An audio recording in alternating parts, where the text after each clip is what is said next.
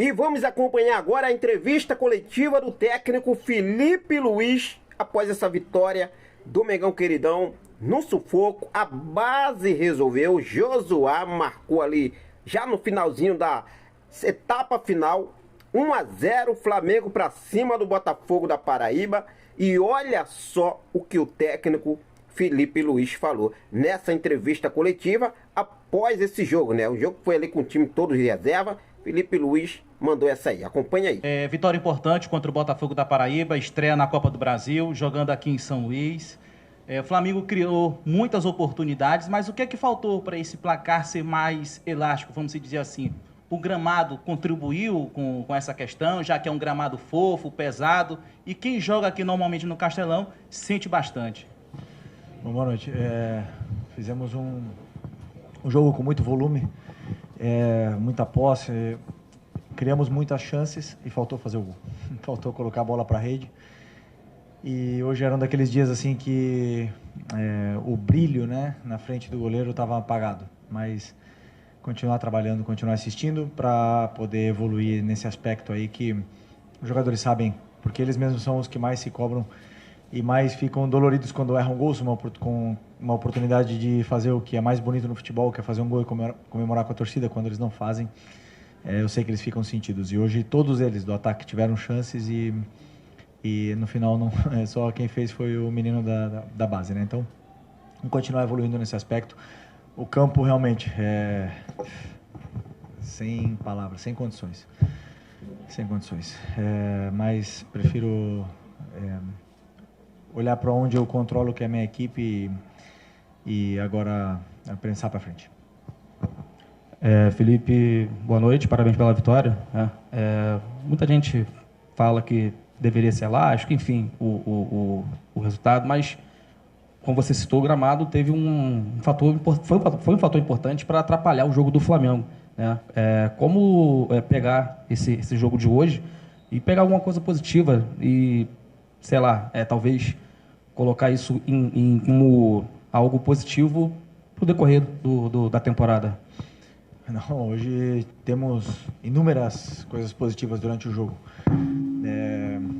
A estreia como titular do João, não sentiu o jogo, tivemos minutos para jogadores que não vinham jogando tanto, tivemos uma atuação muito sólida, muito importante. Com esse gramado conseguiram criar essas relações, conseguiram criar entre eles. Faltou um pouco de ataque à profundidade, falei isso com eles, faltou a gente atacar mais o espaço, porque era onde a gente podia criar perigo. E um time tão fechado, momentos com uma linha de 5, outra de 4 dentro da própria área, fechado muito por dentro. Então realmente os espaços que eles deixavam era mais pelas laterais do campo, e aí tivemos muito boas combinações e principalmente também o controle das transições, e a fase defensiva foi muito sólida. Então saiu com muitos aspectos positivos do campo e alguns para corrigir, mas em geral, assim, ver jogadores atuando nesse nível de controle de bola, de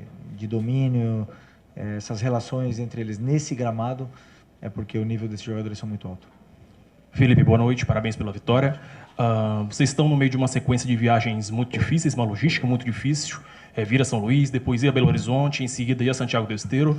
E no meio desse processo, jogos também difíceis, Botafogo, Cruzeiro, Central Córdoba.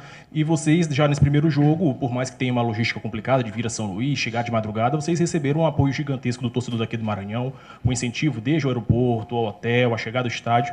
E eu queria que você falasse da importância desse apoio do torcedor em meio de uma sequência tão difícil de viagens e de jogos. Foi uma festa linda, linda, linda do torcedor aqui. Se eu não me engano, foi a primeira vez que eu vim aqui. Eu não, sinceramente, tentei pensar se eu joguei aqui, mas acho que não tinha nunca vindo para cá. E tem muito flamenguista, né? O que me deixou triste foi a nossa logística foi um desastre. Foi um desastre. Chegamos muito tarde, depois a falta de organização com essa parte dos torcedores e a falta de organização para entrar no hotel nos levou quase 1 hora para a gente chegar no nosso quarto. Então esse foi um quesito que nós temos que melhorar. Nós não podemos deixar isso acontecer. Mas, por outro lado, ver essa festa linda que o torcedor tem feito para a gente e recebido a gente aonde a gente vai, quer dizer que eles estão fechados e encantados com o nível de atuação dos jogadores, eles se sentem representados pelos jogadores e lotam o estádio. Isso é o que me deixa feliz, o que me representa como treinador, e me deixa muito orgulhoso de que exista essa comunhão com o torcedor e a nossa equipe. Boa noite, Felipe. Léo José do Coluna do Fla. O Boto disse em alguns momentos que espera o Jorginho antes do Super Mundial. E aí, como você conversa bastante com o Boto, tratam bastante sobre elenco, e agora o Jorginho ele já vai traçando o futuro dele no Arsenal, você, Felipe Luiz, chegou a falar com o Jorginho ultimamente? Já começa a traçar uma equipe já com o Jorginho? Eu não sabia dessa notícia. Falo com o Boto todos os dias, nunca me falou nada disso.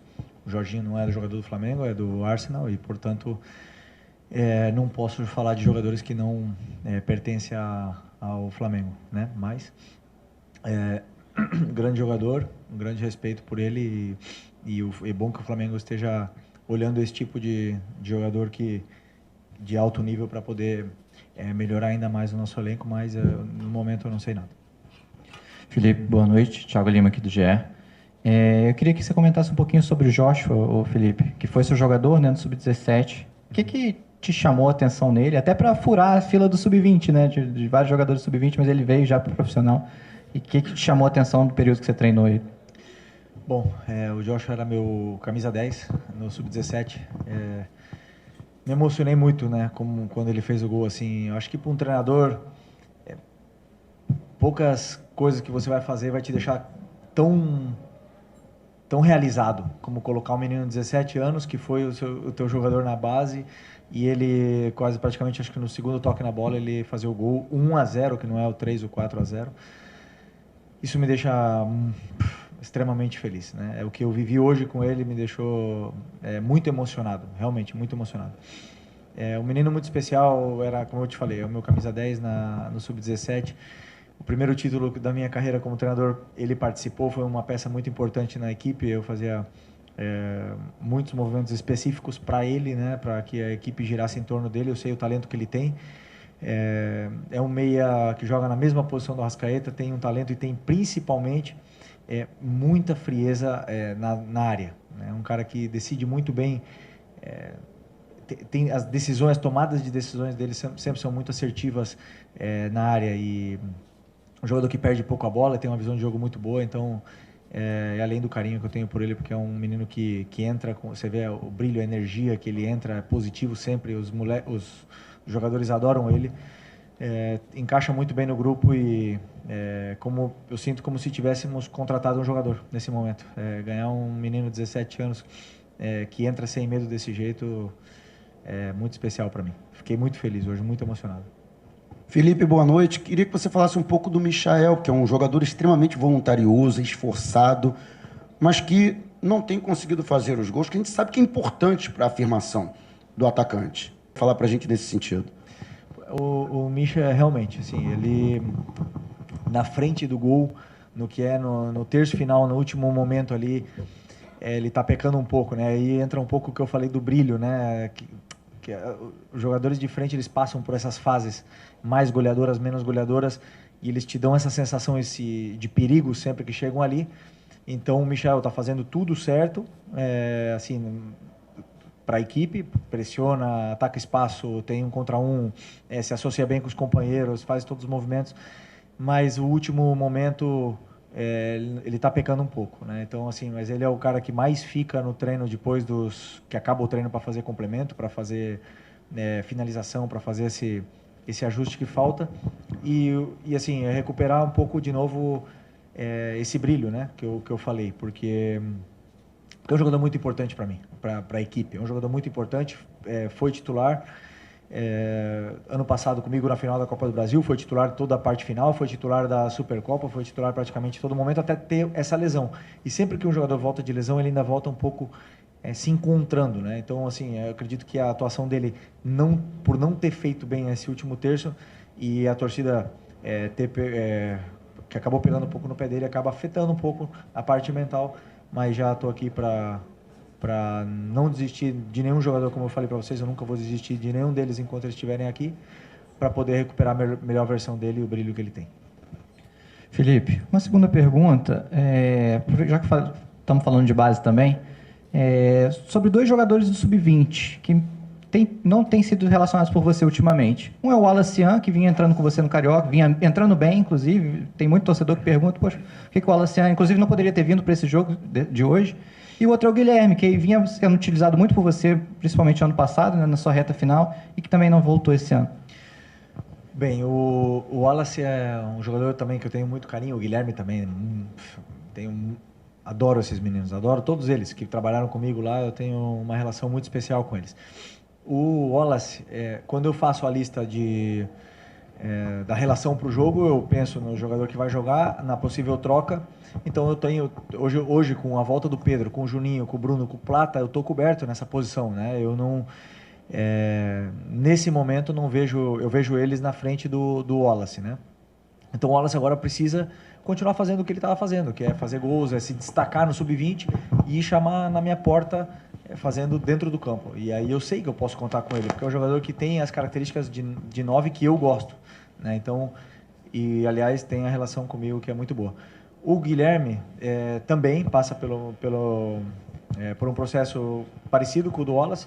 Tem outros jogadores, tem o Arrasca, tem o Plata, tem outros jogadores que estão aí. E hoje eu optei pelo Joshua, que vem treinando comigo, vem treinando muito bem, completou viagens, viajou comigo para Libertadores, fez vários treinos, encaixou muito bem no grupo e vem se destacando nos treinos. Isso que é o que eu mais vejo, o jogador que fala dentro do campo. E o Joshua está falando dentro do campo, me deu a segurança de poder colocá-lo hoje no campo e ele acabou rendendo, né, mesmo que foram só 10 minutos.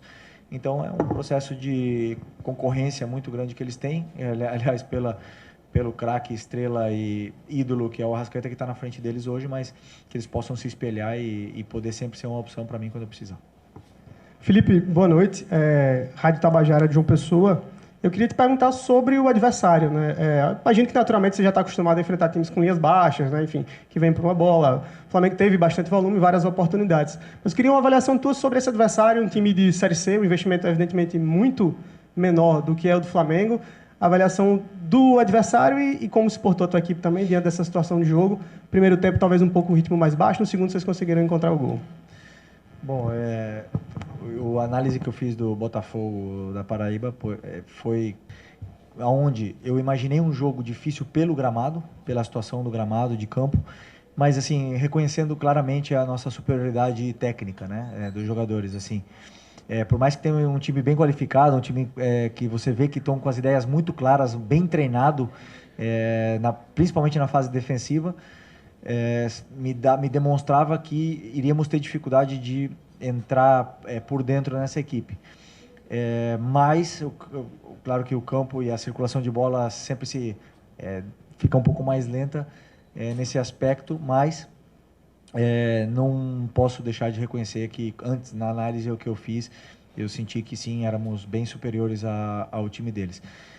Não sei, sinceramente, o nível da Série C, mas eu acredito que uma equipe tão bem trabalhada na fase defensiva possa sim brigar pelo acesso, porque esse ano jogamos contra algumas equipes do Carioca e muitas delas, ou Volta Redonda, por exemplo, que joga a Série B, essa equipe aqui tem um nível técnico e tático assim parecido ou superior até a essas equipes. Então, essa é a minha análise sobre o Botafogo. Agora conseguimos o resultado que queríamos e temos a volta e na frente, diante do nosso torcedor para poder vencer. Obrigado, gente. Obrigado, boa noite.